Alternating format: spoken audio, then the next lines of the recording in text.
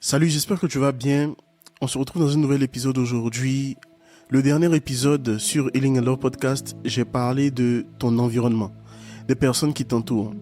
Et j'avais une liste prévue d'autres épisodes que je devais faire, mais j'ai senti vraiment le besoin de revenir sur un élément hyper important et je vais te parler de l'exposition. En ce moment, au moment où je tourne cet épisode, c'est la canicule en France, il fait très chaud, 41 degrés à Toulouse. Donc merci pour nous qui sommes à Toulouse d'avoir compassion de nous. Mais dans d'autres villes, c'est peut-être plus chaud, dans d'autres pays, c'est peut-être plus chaud, etc. Donc l'exposition au soleil est à limiter, sinon ça sera compliqué pour notre santé. Donc je vais partir de cet exemple-là et t'expliquer dans la suite de cet épisode, c'est quoi la loi de l'exposition. Et en fait, la question que je vais te poser, qui est également le titre de cet épisode, à quoi et à qui t'exposes-tu? Parce que si tu réponds à ces deux questions et que tu fais le bilan de ta vie, tu verras que le bilan de ta vie est très souvent lié aux choses auxquelles tu t'es exposé et aux personnes auxquelles tu t'es exposé. De la même manière, tu ne peux pas t'exposer au soleil sans avoir de conséquences. De la même manière, tu ne peux pas t'exposer à des personnes ou à des événements, à des choses, à des vidéos, à des images, à des musiques, sans qu'il n'y ait un impact sur toi. Et on va voir ensemble, détailler ensemble dans cet épisode, comment est-ce que tu dois choisir ce à quoi tu t'exposes. Parce que oui, tu as le choix. Même si c'est des personnes de ta famille, même si c'est des personnes proches, j'ai fait un épisode sur comment poser des limites, tu peux le réécouter.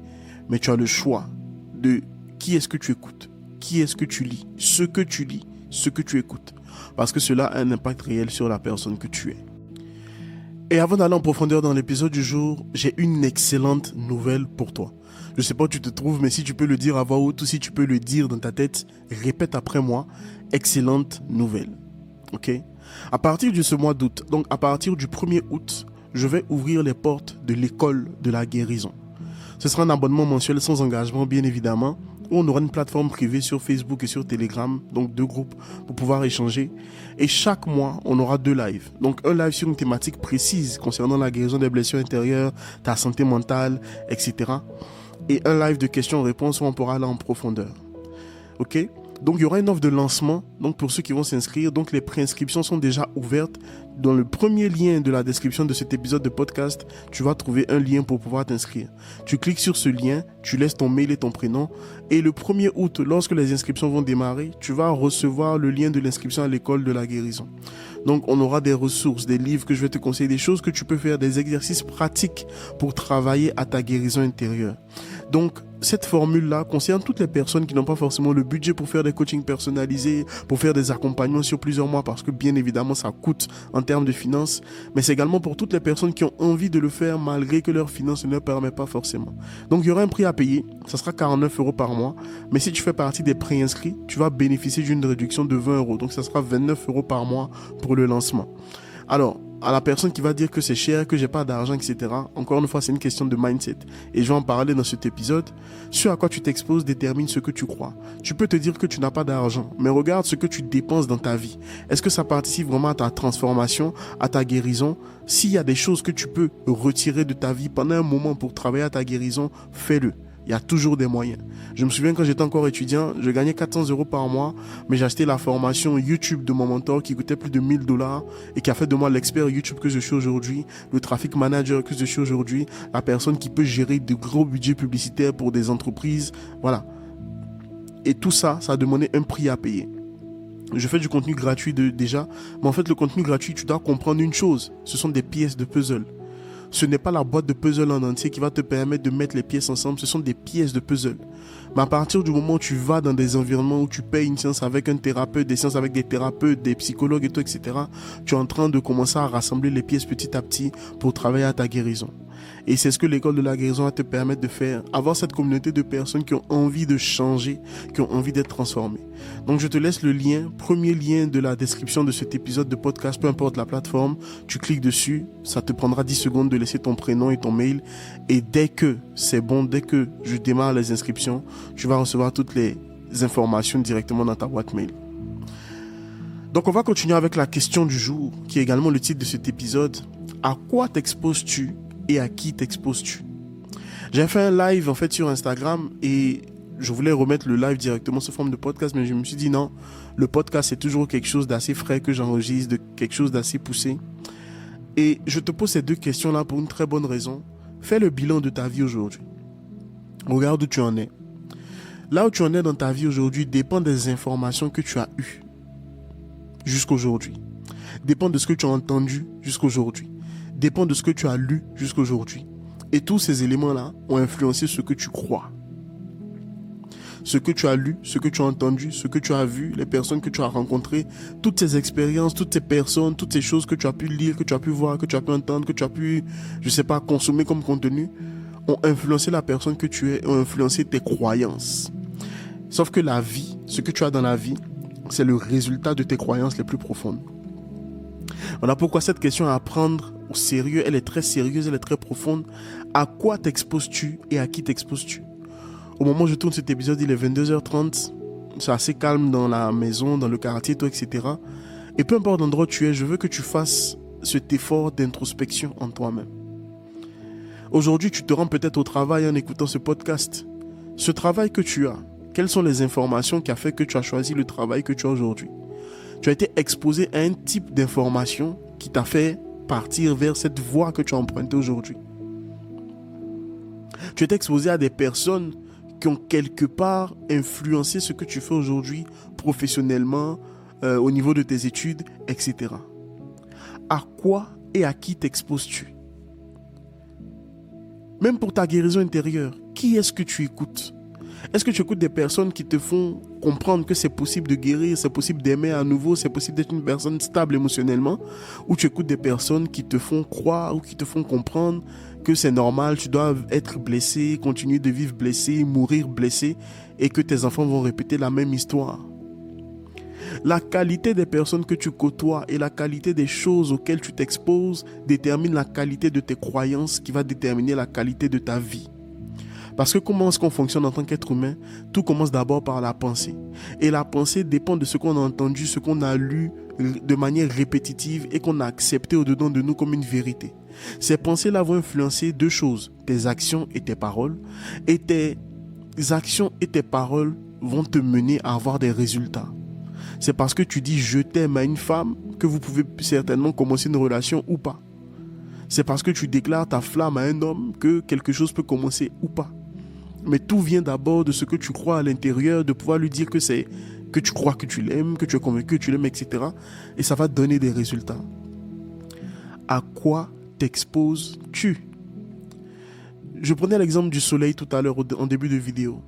Si tu passes un temps démesuré à l'exposition au soleil, il y aura des dégâts.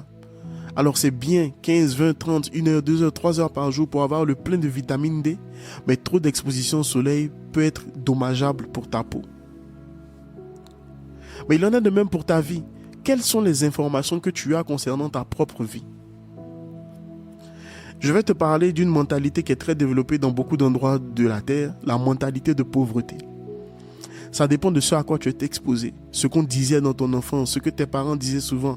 L'argent ne pousse pas sur les arbres, on ne peut pas se le permettre, etc., etc. Ça a créé en toi une manière de penser qui fait que tu ne peux pas te le permettre. Lorsque tu dis que quelque chose est trop cher, tu es déjà en train de te condamner par tes propres paroles en disant que c'est trop cher pour toi. Lorsque tu te dis que tu ne peux pas aller dans un hôtel 5 étoiles parce que tu n'as pas encore d'argent, tu es déjà en train de te priver, de te condamner. Tu te condamnes toi-même par tes paroles et tu t'es condamné par tes paroles parce que tu t'es toi-même déjà condamné dans tes pensées. Et tu as été condamné dans tes pensées parce que tu as des croyances limitantes qui te font croire et qui te font accepter que toi aussi tu n'as pas le droit de vivre une vie différente. Mais tout dépend de ce à quoi tu as été exposé. Ce qui est bien dans la vie, c'est que rien n'est marqué, rien n'est gravé dans la pierre. La vie évolue, il y a des changements, il y a des transformations. Tu n'es peut-être pas responsable de là où tu es né, des parents que tu as eus, de la famille que tu as eue, etc. Mais si tu entends cet épisode, si tu entends les informations que tu as aujourd'hui, tu es capable de faire en sorte que les choses puissent changer et être transformées dans ta vie. Rien n'est figé. Il n'y a pas de fatalité dans ta vie. Et il n'y aura pas de fatalité dans ta vie et dans celle de tes enfants. Mais ça, je suis en train de t'exposer à une autre manière de penser. Même quand on parle de blessures intérieures, pourquoi tu dis mes blessures intérieures? Ton corps a des blessures, ton âme a des blessures, mais est-ce que toi tu es blessé? Qui crois-tu que tu es? Moi j'étais exposé à un type d'information qui m'a fait comprendre et j'ai accepté que je ne suis pas d'abord mon corps, je ne suis pas d'abord mon âme, je suis esprit. Je ne peux peut-être pas aller dans les détails de ça, mais je suis esprit. Je vis dans un corps et je possède une âme. Donc mon âme ne peut pas dominer sur la personne que je suis, ni mon corps, mais j'ai besoin que ce soit mon esprit qui domine. Et mon esprit, c'est la profondeur de mon monde intérieur. C'est ça que je suis vraiment. Je ne suis pas William Angora, 135 kilos, 1m80, noir, ivoirien, etc. Ça, c'est mon corps. C'est comme si je te décrivais ma maison. Mais ma maison, ce n'est pas moi. Même si ma maison m'appartient, ma maison, ce n'est pas moi. Je suis dissocié et dissociable d'un bâtiment, de ma maison, de ce que je possède. Et lorsque tu comprends que tu es esprit, ta manière de penser est différente. Parce que dans ton esprit est répandue l'abondance. Dans ton esprit, Seigneur. Dans ton esprit est répandue la paix. Dans ton esprit est répandue la joie. Dans ton esprit sont répandues toutes ces choses dont tu as besoin pour réussir ta vie, pour guérir, pour être transformé. Mais si tu t'identifies uniquement à la partie physique de ton être, tu ne pourras pas réaliser certaines choses. Tu es plus complexe et plus profond que ce que tu ne crois. Tu n'es pas juste ton âme, tu n'es pas juste le fruit de l'union de tes parents, tu es plus que ça. Mais est-ce que tu le crois? Ça dépend des informations auxquelles tu étais exposé. Et c'est parce que je suis esprit que lorsque quelque chose m'arrive, je regarde aux choses de manière physique et je vais chercher la réponse spirituelle, donc qui est ma véritable identité à l'événement physique que je vis. Oui. Voilà pourquoi lorsqu'un événement t'arrive, tu as la partie physique qui va très souvent te montrer la partie négative. Mais il faut que tu ailles chercher au plus profond de toi qu'est-ce que ton esprit, et si tu crois en Dieu qui est connecté à l'esprit de Dieu, dit. Pour changer de vie, tu ne dois pas parler de ta vie en fonction de ce que tu vis, en fonction de ce que tu vois, mais tu dois parler de ta vie en fonction de ce que tu veux qu'elle soit. Oh, si tu peux revenir dessus pour écouter. Tu ne dois pas parler de ta vie en fonction de ce que tu vois. Oui, tu as peut-être des dettes. Oui, tu as peut-être des blessures.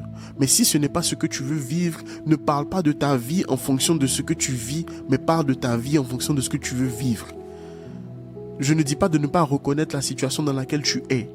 Mais pour vivre la vie que tu as envie de vivre, tu dois la proclamer, la déclarer, tu dois l'accepter au-dedans de toi et parler de manière continue de cette vie que tu veux.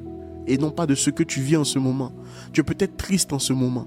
Mais si ce n'est pas ce que tu veux, focalise-toi sur ce que tu veux. Ce que tu veux, c'est une vie de joie, une vie d'épanouissement, une vie de paix. Et là, je suis en train de t'exposer à un autre type d'information. On ira en profondeur dans l'école de la guérison sur ce genre de sujet. Mais la qualité de tes pensées détermine la qualité de ta vie.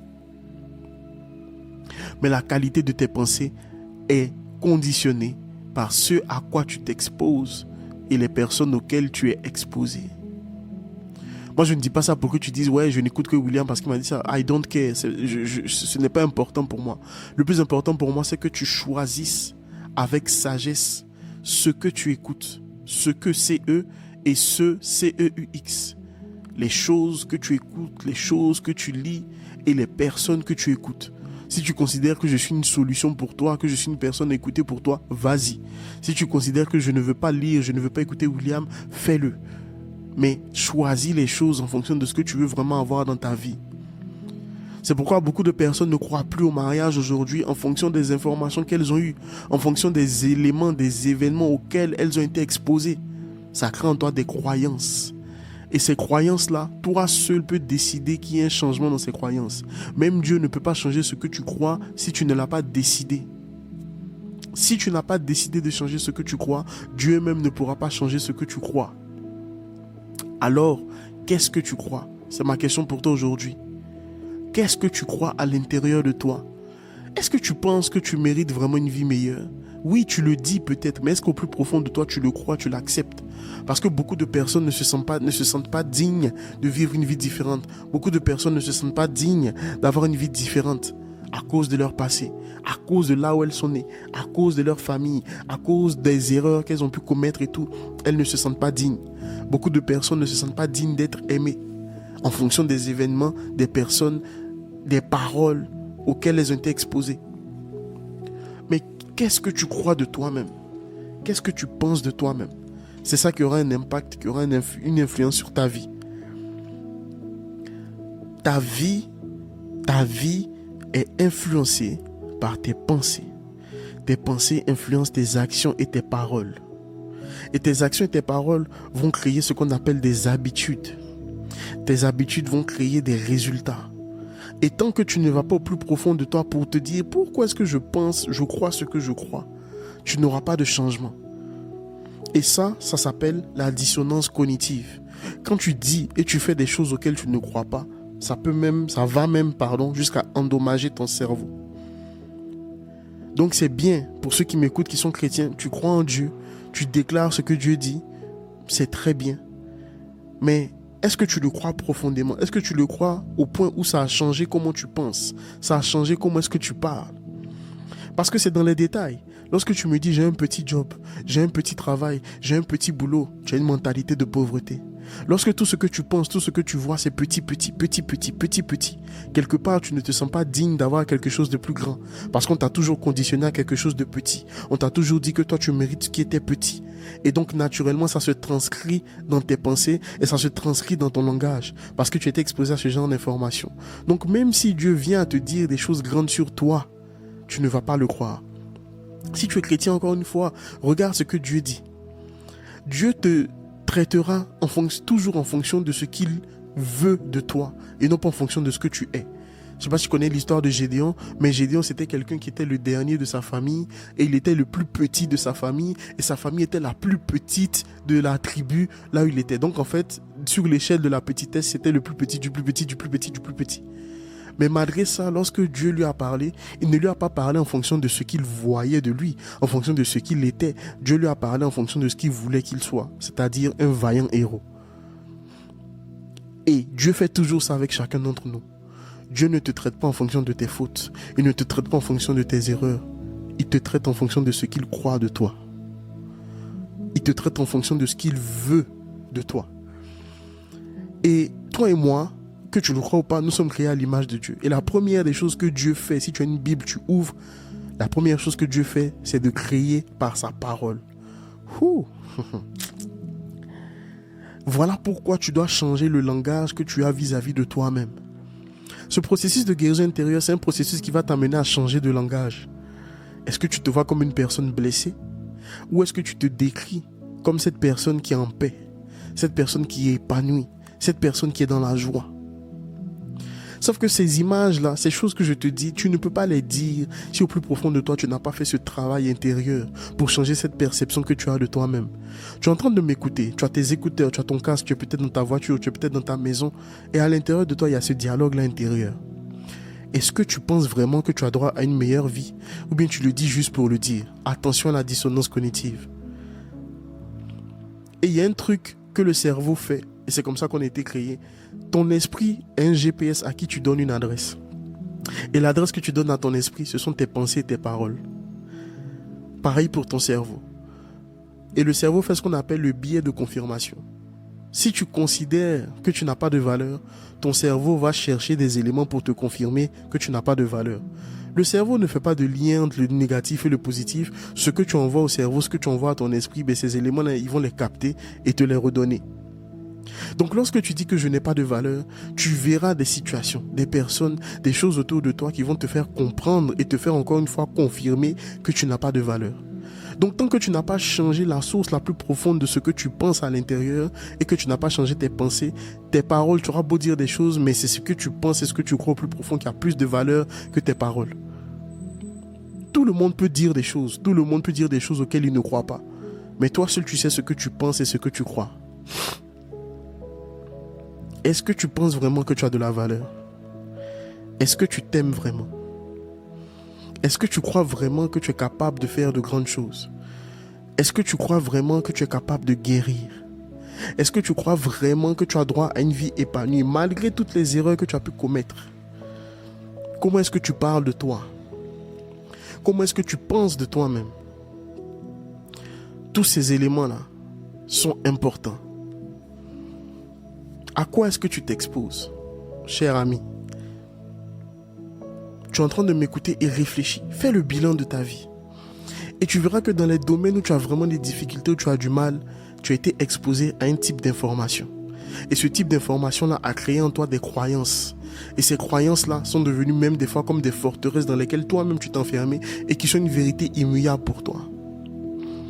Mais si tu ne prends pas le temps de questionner ce que tu crois, tu ne pourras pas trouver la réponse à cette question. Pourquoi est-ce que tu te retrouves souvent dans des pages où on critique les autres? Ça dépend de ce à quoi tu étais exposé. Moi, je suis exposé par mes mentors, par des gens que je suis, à un environnement d'amour, un environnement de compassion.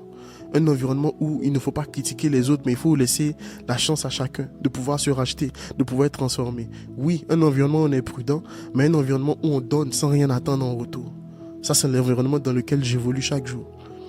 J'évolue dans un environnement où mon épouse, je n'attends pas qu'elle soit parfaite, mais je la laisse être elle-même, je la laisse grandir, je la laisse évoluer. Quel est l'environnement dans lequel tu évolues? Et c'est pour ça que j'ai créé l'école de la guérison pour te mettre dans un environnement de pensée différent. Parce que je vais bousculer ta manière de penser. Pas en mal, mais pour que toi-même tu arrives à te dire, waouh, il y a des trésors au plus profond de moi-même. Il y a une vie différente à l'intérieur de moi. Parce qu'en réalité, le processus de guérison, c'est pas quelqu'un qui le fait à ta place. Les réponses sont déjà en toi. Mais il faut que tu ailles chercher. Il faut que tu ailles creuser. Il y a des femmes qui ont des problèmes dans leur couple ou qui ont des problèmes dans les relations amoureuses à cause des choses auxquelles elles ont été exposées. Et tous ces éléments-là, il faut qu'on en parle. Tu as droit à une vie différente, mais est-ce que tu le crois? Est-ce que tu es convaincu que toi aussi, toi également, tu peux vivre une vie différente? Regarde bien les domaines de ta vie. Fais cet exercice, s'il te plaît. Si tu peux le faire maintenant, fais-le. Si tu peux le faire plus tard, je ne sais pas à quelle heure tu m'écoutes, fais-le. Prends un cahier, note les domaines de ta vie et regarde les domaines où il y a des difficultés, il y a des choses qui ne bougent pas. Quelles sont les informations auxquelles tu as été exposé? Pose-toi réellement cette question. Quelles sont les informations auxquelles tu as été exposé? Quelles sont les choses que les gens t'ont dites et qui ont créé en toi des croyances? Même pour le travail. J'ai commencé un poste de traffic manager parce que c'est une bonne expérience professionnelle pour moi à avoir, qui va toujours me servir et qui pourra me permettre d'ici 2-3 ans de gagner un salaire à 6 chiffres si je continue bien dans cette voie-là. Mais il m'a fallu 10 jours entre le jour où j'ai postulé et le jour où j'ai signé le contrat. Et c'était comme ça chaque fois que j'ai cherché un travail, pas plus d'un mois généralement de recherche. J'étais convaincu que l'abondance est mon partage parce que je crois que Dieu est abondant et si je suis son enfant, je crois que l'abondance est mon partage. Donc je n'ai pas de concurrence, je n'ai pas de compétition, il y a de la place pour tout le monde et je crois qu'il me donne la sagesse nécessaire pour choisir les offres, pour être dans les entreprises qui me correspondent vraiment. Donc j'ai postulé à 4 entreprises, j'ai été refusé à 2 postes, et il y a 2 postes j'ai eu un entretien et j'ai choisi une entreprise. Pas besoin d'envoyer son CV parce que dans ma mentalité, quand je postule à un endroit et que tu m'appelles pour un entretien, moi je me vois comme si je suis déjà pris. Tant que tu ne m'as pas rejeté pour me dire non c'est bon je t'ai pas pris, j'ai pris quelqu'un d'autre, pour moi je suis dans l'entreprise. Et donc même quand je vais en entretien, je demande où sont les toilettes, je demande est-ce que je peux faire le tour de l'entreprise en attendant que mon tour passe, etc. Je prends déjà possession des lieux comme si j'y étais. Et ça, je le fais naturellement aujourd'hui parce que ça fait des années, en tout cas sur ce point-là, que j'ai été conditionné à ça. Parce que j'ai été exposé à des environnements où l'échec n'existe quasiment pas en fait. Pour moi, un refus de candidature, c'est un refus de candidature. C'est tout.